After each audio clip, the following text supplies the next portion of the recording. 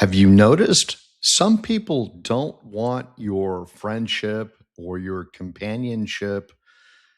Some people want your submission. They want you to be lower than them. They want to control the conversation. They want to control the relationship. They want to control what you do. They want to control how you think. And if you refuse any of this, they accuse, they get angry, they erupt like Mount Vesuvius itself. Suddenly, you're the problem, because little Billy or little Mary didn't get their way, right? They didn't get their way. This person who's trying to control you. Well, boo effing who? Here's what these emotionally retarded degenerates don't want you to understand. Secure people, people who are secure, they don't need to control other people. Think of someone you know who is emotionally developed, emotionally mature, emotionally intelligent. They have emotional intelligence as opposed to being emotionally stupid, right? If someone who gets angry all the time is stupid, that's being emotionally stupid. Why? Because anger hurts the angry person. Let me keep hurting myself over and over again. Is that intelligent? Is that the sign of an intelligent person? Of course not. So, people who are secure with themselves, people who have emotional maturity, do they ever need to control anyone?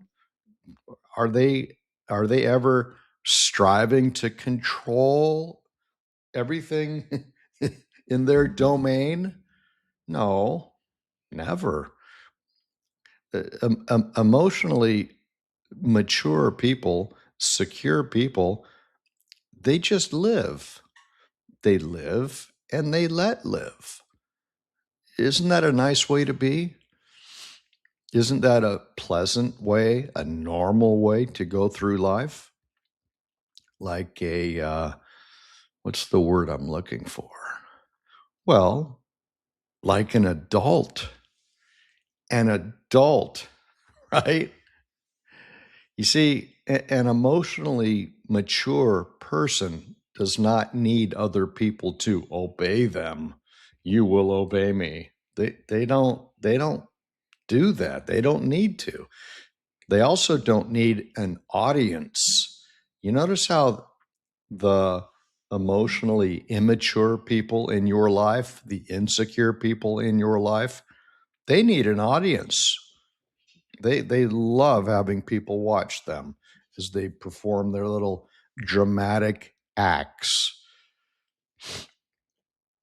So they secure people don't need any of that nonsense. And they sure as hell don't need to make you feel small so that they in turn can feel big. In other words, they're not spending half the day cutting you down to size so they can feel bigger as a result. So when you detect someone who's trying to cut you down to size, they're making nasty remarks, they're chipping away at your self-esteem, you're looking at an insecure person. They have to make you small so they can feel big in return. That's a terrible way to be. And that person should should not be your friend, should not be your associate.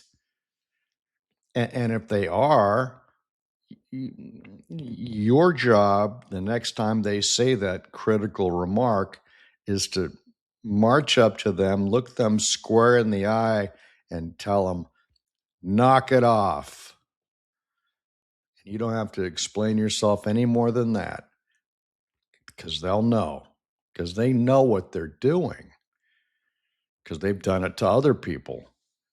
They're sick. Okay, that's what I'm trying to tell you. They're sick. What are you doing having anything at all to do with a sick person? You think it's a nice way to go through life? Being sick or being around emotionally, psychologically sick people? Not at all.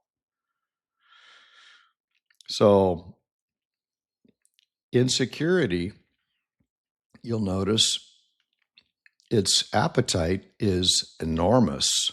There is never enough for the insecure person. You give them a little bit of control today. Well, what do they want tomorrow? They want more. You give them a little bit of power. This very wise man who understood human nature through and through once told me, he said, Jack, if you want to get to know someone, if you want to know how they actually are, comma, give them a little authority and see what they do with it. You'd be amazed at these, I've seen it, these small, quiet, meek, diminutive little personalities. You give them a little bit of authority, you promote them, you make them. I remember in Boy Scouts, they made me assistant patrol leader. Boy Scouts, you know, assistant patrol leader. Suddenly, nothing was the same. I just liked being one of the fellas. I liked being a regular scout. But they one Wednesday night meeting, we had meetings every Wednesday night at the local church. The scoutmaster pulled me aside, Mr. Shepherd, and he said, Jack, you're going to be the new assistant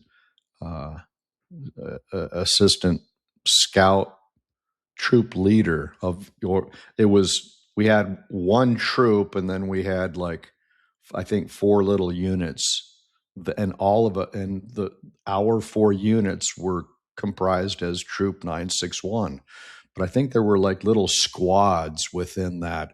It's a good way to get people to start thinking about, working together for something. But like any other group, some people, a group of 6 scouts, 2 of them do all the work. 2 of them are just kind of middling along, and 2 of them don't do anything, right? It's the same with all groups. 2 or 3 people do all the work. Everyone else just shows up, right? Anyway, you give insecure people a little bit of authority, and they go nuts with it. I remember that too, because I didn't like that little taste of authority. Jack, we're promoting you to assistant patrol leader. I don't want to be assistant patrol leader. I was happy the way things were. The same thing happened years later. I was a reporter in the street, loving it. I loved reporting news. Every day was different. One September morning, the managing editor called me into his office and said, yeah, starting next week, you're the new city editor. And I said, I am? And he goes, oh, don't worry, you make more money. And I'm like, okay. I started doing that, and I realized I was chained to the desk. I couldn't leave the office. And the highlight of my day before, I'd come in early, get my assignment, and leave. I left the office. I went out among John Q. Public, out among the hoi polloi. I didn't like the position of authority. That was not a happy 2 years for me. I put in 2 years, but I thought, I don't like doing this. And people treat you different also. And I realized being in charge, you're nothing but a glorified babysitter. That's all I was. I wasn't a city editor. I was a babysitter for about 17 people, men and women. And they'd start talking to me like I'm some priest with a white collar around my throat, neck.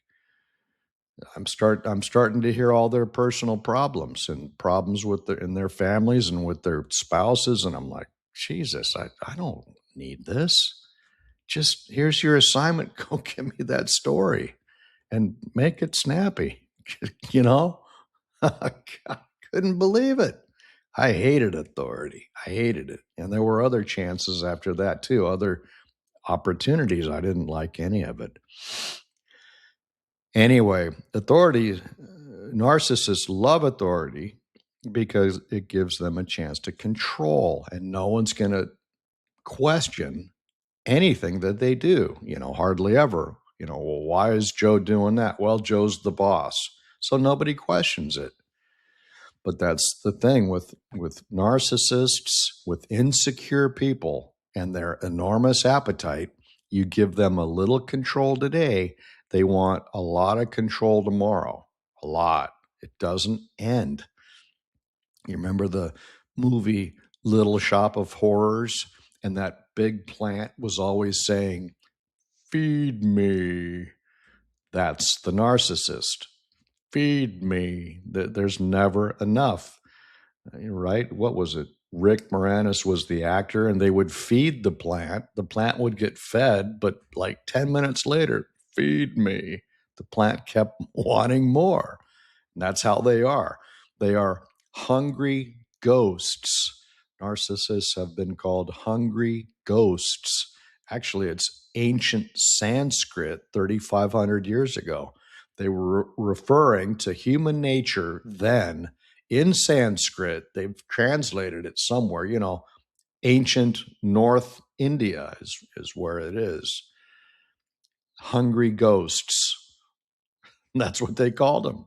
Unbelievable. And they nailed it. That's what it is. It's a ghost. The narcissist in your life, if you still have one in your life, study them and look and really look and go, you'll come to this conclusion. You'll go, my God, the lights are on, but nobody's home. There's nobody there. They know that too. And that's what terrifies them. Because there's nobody there, because they have no inner life, no emotional life, they can't control their own emotions. They can't handle or manage their own emotions. That's why they need you involved so they can feed on your emotions. That's why they love fighting. They love arguments. They love setting you off. They love finding your weak spots and pushing your buttons so that you will go off and then they can feed. They need you to be interacting with them. That's why it damages, it hurts them so much when you stop, when you finally see the pattern and you realize what's happening and you stop interacting with them. They're gasping for breath. They're like, you ever broken a goldfish bowl and the goldfish is laying on the kitchen linoleum, the tile floor, and the goldfish is like, hey, I can't breathe. I can't breathe. That's the narcissist. The goldfish is saying, hey, get me into some water quick before I die of, what is it, asphyxiation. That's the narcissist when you go no contact, when you stop interacting with them, when you refuse to respond no matter what they say. They will leave you in peace, thank God. They will leave you and go find supply elsewhere. That's how desperate they are to feed on emotion. So when you and I stop giving them emotion, they'll leave us alone.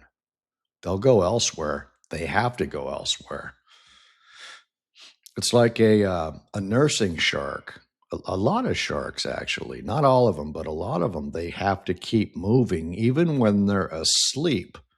A shark, when they're down in deeper, cooler water. They'll go down there purposefully to sleep because they have to sleep also. But they're still moving. And that's like a narcissist too. They have to keep moving. They can't stop. What is it? No rest for the wicked, says scripture, right? You know, thumb through your New Testament once in a while. Check it out on screen. Google it and just see what comes up. Read Proverbs. You would be amazed what's in there. Truthful facts about human nature, written by people who had insight into human nature. It's all right there. It's amazing. The problem I did this myself also, and I catch myself still doing it, is that there narcissists in our world are legion. This world is teeming with narcissists. They're everywhere. You cannot throw a rock and not hit one. Okay. They're everywhere. They're in our families. They're at our work. They live next door to us. They live sometimes under our own roof.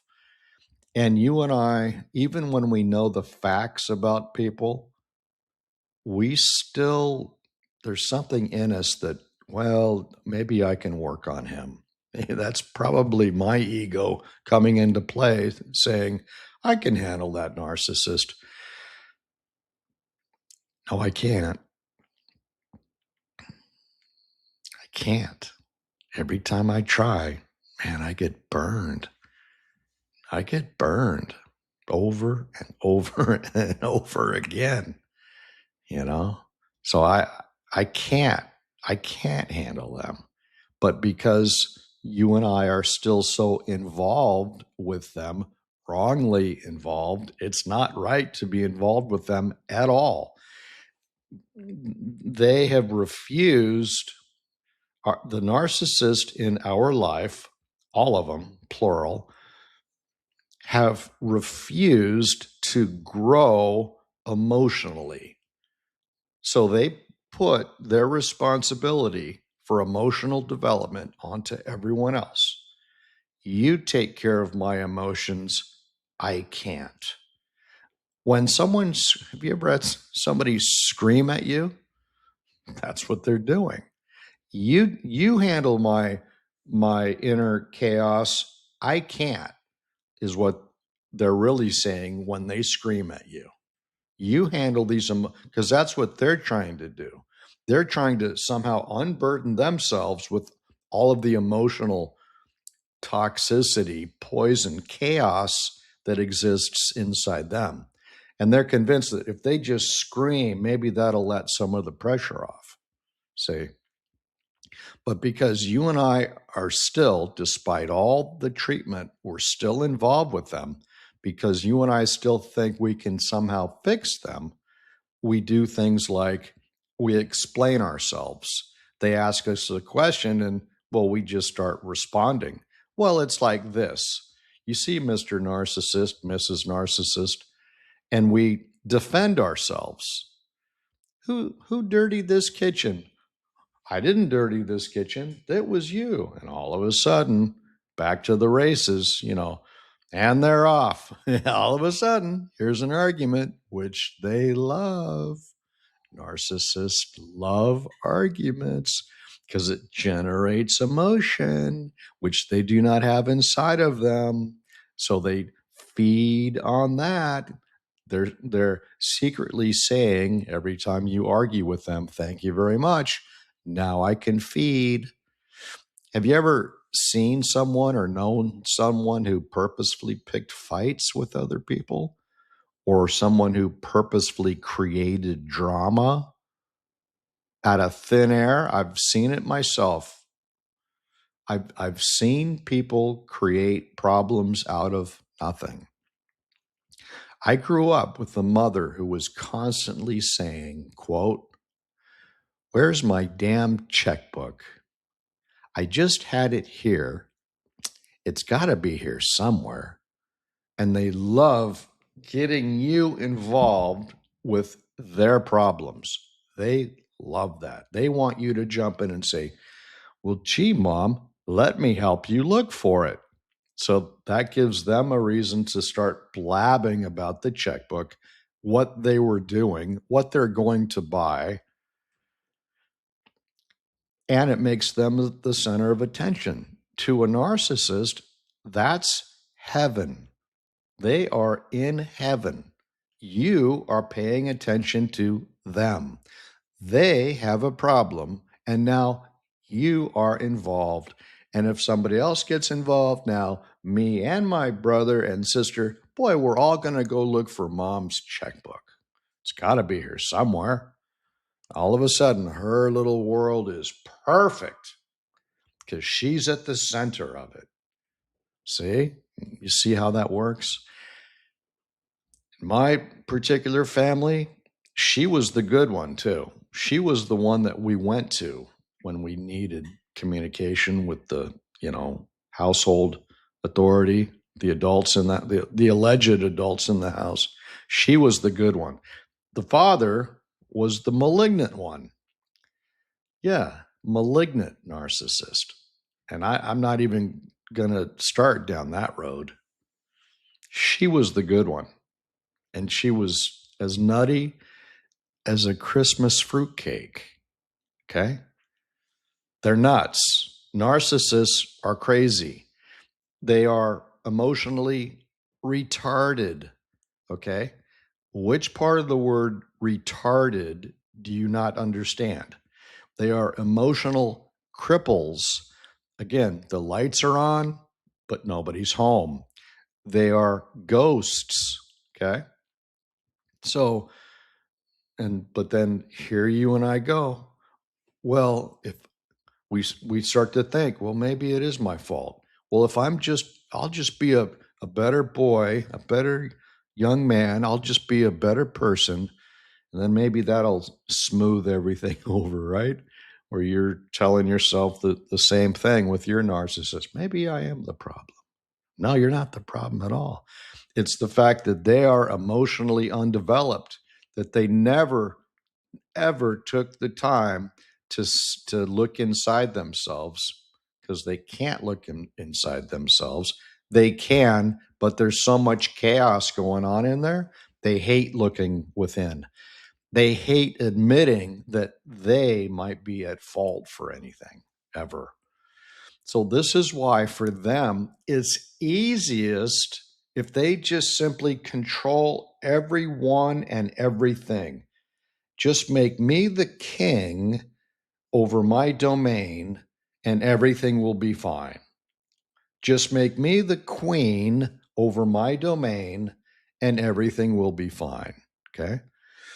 In other words, the narcissist, they sit most comfortably where they love to be, which is on the throne. I'm the king or I'm the queen. They think they are. They're not. I mean, that's not my reality. How could that be my reality? I don't think it's yours either. It's their reality, maybe, but their reality is not reality. Their reality, you're just like, you're the craziest person I know. And they're also, narcissists are really ignorant. They're really effing stupid. They can barely add 2 plus 2. I think they come up with 5. They're nuts, you know. So the throne, the use of the word throne, that's why one of my most recent books, I called it Insecurity Demands the Throne. Anytime you see someone who demands, I'm going to be the boss around here, I'm going to control everything around here, I'm the authority around here. Anyone who wants to be the boss, they're insecure.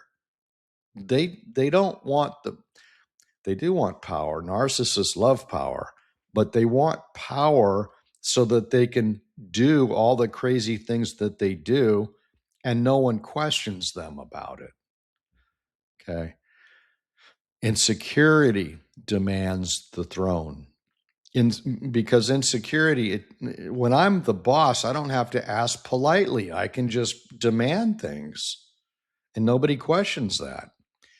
Insecurity is what demands. When people have these demands, like you'll see groups of people, well, we demand this and we demand that. Well, in reality, your demand is your very refusal. Your demand is my refusal. Now that you've demanded something, you're really not getting it. Jack, I demand that you respect me. Well, you're crazy, and I don't respect crazy people. Only a crazy person would demand that I respect them or demand anything else. That pull the camera back a little bit, but that describes entire groups of people on this planet, in this country.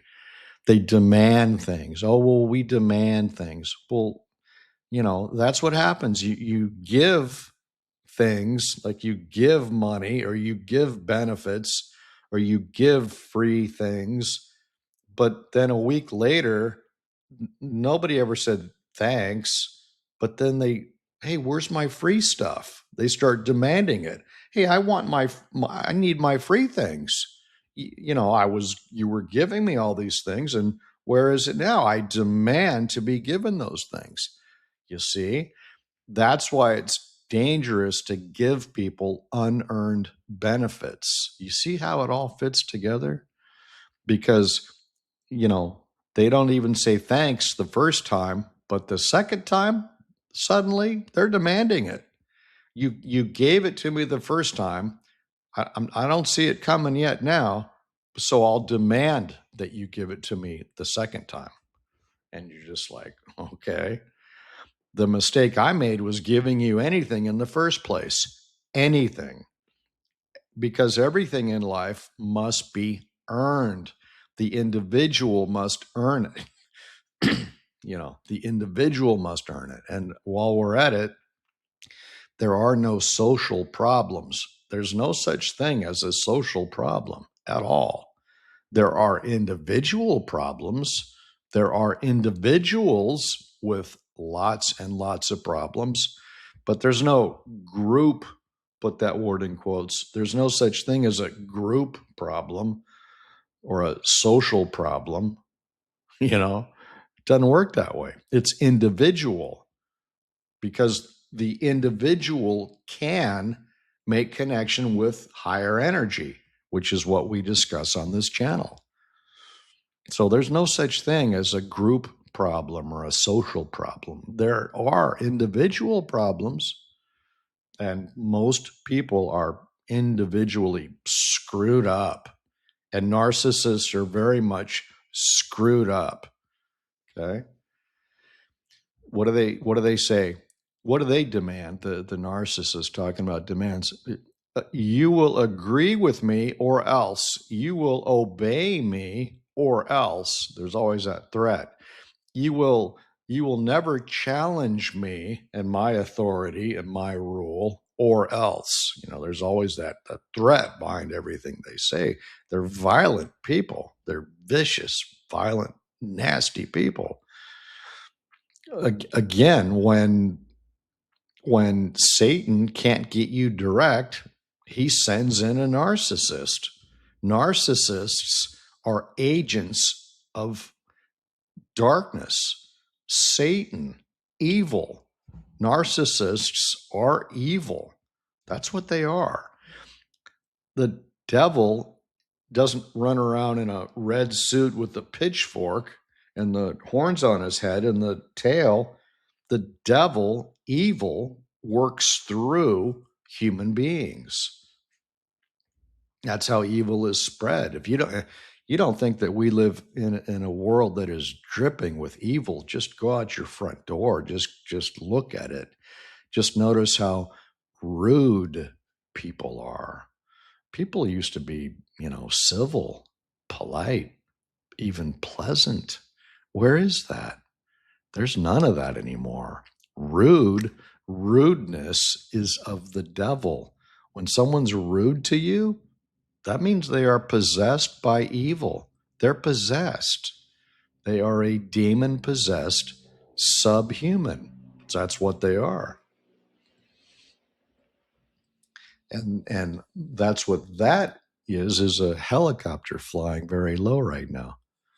So anyway, the the one thing a narcissist can't stand is when you go, wait a minute, and you start getting strong enough to stop needing their approval.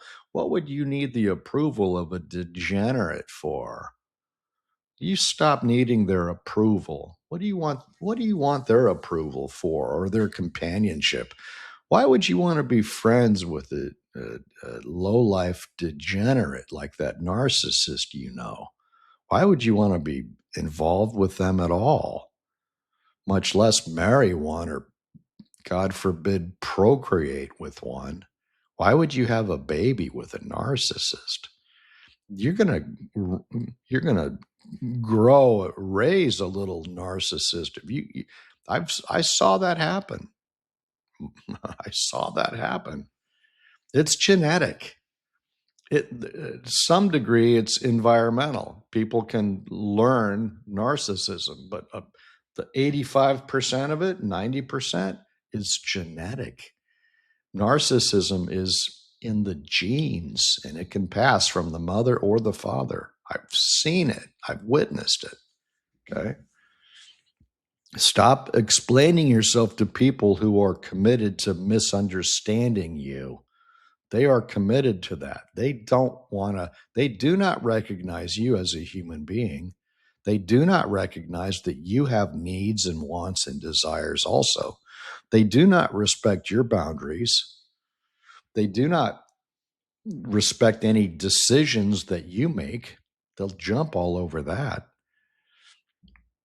Stop mistaking someone else's anger for evidence that you have done something wrong. I guarantee I don't even know you, and I know you haven't done anything wrong. It's that narcissist, because they're completely wrong inside. The inner determines the outer. Their inner state determines everything about them, just like mine does me and yours does you. So, therefore, wouldn't you want to do all you can to look inside yourself, to self observe, to learn how to self observe so that you can become an expert at your own inner geography? Because when you know self, comma, you'll also know other. You'll see clearly through yourself first, but the x-ray vision comes to you with self-observation to where you can clock other people. You'll see a narcissist walking down from a block away and you'll go, up, there's another devil. I'm staying away from that one. I live in a condo building with 8 units, and 1, 2, 3, 4, 5, and the man below is gone. He's in China. 5 or 6 narcissists in this building, and the one who's, we have an HOA, and guess what the president of the HOA is? Malignant narcissist. He's a bad one. If you show me someone who's a CEO or a VP or a top administrator, top management in any company, group, organization, family, I'll show you a narcissist. That's what they are. And the higher they go, the worse they are, the bigger devils they are. Okay? So stop obeying these people. Stop complying with them. Let them be angry. Let them complain. Let them call you selfish and every other name in the book, because they will. Let them tell everyone they know what a terrible person you are. They will. They'll undermine you. Let them keep lying to you. They're angry at you for one reason, and that's because you have finally stopped obeying them.